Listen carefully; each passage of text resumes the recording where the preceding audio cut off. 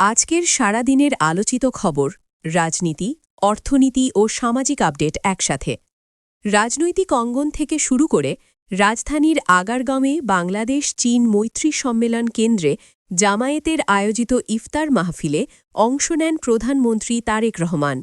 অনুষ্ঠানে উপস্থিত ছিলেন জামায়াতের আমির শফিকুর রহমান সহ বিএনপি ও অন্যান্য রাজনৈতিক দলের নেতারা। প্রধানমন্ত্রী বলেন, আজকের এই ইফতারে আসুন আমরা আল্লাহর নামে শপথ গ্রহণ করি, দেশের মানুষের ভাগ্য পরিবর্তনের জন্য কাজ করব। দেশের মানুষ আমাদের দিকে অনেক প্রত্যাশা ও আশা নিয়ে তাকিয়ে আছে। তিনি আরও যোগ করেন, সম্প্রতি নির্বাচনের মাধ্যমে গণতন্ত্রের যাত্রা শুরু হয়েছে। এই যাত্রার সুযোগ আমাদের আত্মত্যাগের মাধ্যমে এসেছে। এছাড়া জাতীয় নাগরিক পার্টির নেতা নাসিরুদ্দিন পাটোয়ারির ওপর ডিম নিক্ষেপের ঘটনাকে কেন্দ্র করে সামাজিক মাধ্যমে ছড়ানো একটি ফটো কার্ড ভুয়ো প্রমাণিত হয়েছে। অনুসন্ধানে দেখা গেছে, ডিজিটাল প্রযুক্তির মাধ্যমে যমুনা টিভির লোগো সংযুক্ত করে তৈরি করা হয়েছে এই ফটো কার্ড। গণমাধ্যমটি এমন কোনো সংবাদ প্রকাশ করেনি। সাবেক প্রধান উপদেষ্টা অধ্যাপক মুহাম্মদ ইউনুস রাষ্ট্রীয় অতিথি ভবন যমুনা ত্যাগ করেছেন। তিনি বর্তমানে রাজধানীর গুলশানের নিজ বাসভবনে অবস্থান করছেন।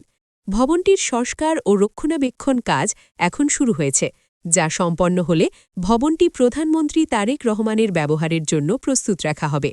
অর্থনীতির দিকে ফিরে দেশের স্বর্ণবাজারে টানা তৃতীয় দফায় দাম বেড়েছে। ২২ ক্যারেটের প্রতি ভরি স্বর্ণের দাম ৪,৩৭৪ টাকা বৃদ্ধি পেয়ে নতুনভাবে নির্ধারণ করা হয়েছে ২,৬৫,৪১৪ টাকায়। ২১ ক্যারেটের ভরি এখন ২,৫৩,৩৪২ টাকা, ১৮ ক্যারেট ২,১৭,১২৫ টাকা এবং সনাতন পদ্ধতির স্বর্ণ ১,৭৭,৭০১ টাকায়। সামাজিক সুরক্ষার উদ্যোগে মহিলা ও শিশু বিষয়ক প্রতিমন্ত্রী ফারজানা শারমিন পুতুল জানিয়েছেন, ফ্যামিলি কার্ড প্রথমে হতদরিদ্র ও নিম্নবিত্ত বয়োজ্যেষ্ঠ নারীদের দেওয়া হবে, পরে পর্যায়ক্রমে মধ্যবিত্ত ও উচ্চবিত্ত শ্রেণীকেও অন্তর্ভুক্ত করে এটি সার্বজনীন করা হবে। সুবিধাভোগীরা সরাসরি ব্যাংক বা মোবাইল ব্যাংকিংয়ের মাধ্যমে অর্থ পাবেন, যা মধ্যস্থতিভোগী মুক্ত প্রক্রিয়া নিশ্চিত করবে।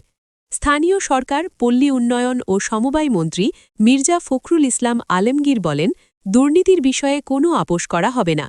তিনি জোর দেন, দেশের উন্নয়ন ও গণতান্ত্রিক প্রতিষ্ঠানগুলিকে শক্তিশালী করা এখন প্রধান লক্ষ্য। সব মিলিয়ে আজকের দিনটি রাজনীতি, অর্থনীতি ও সামাজিক উদ্বেগ তিনটি ক্ষেত্রেই ছিল ব্যস্ত ও আলোচিত।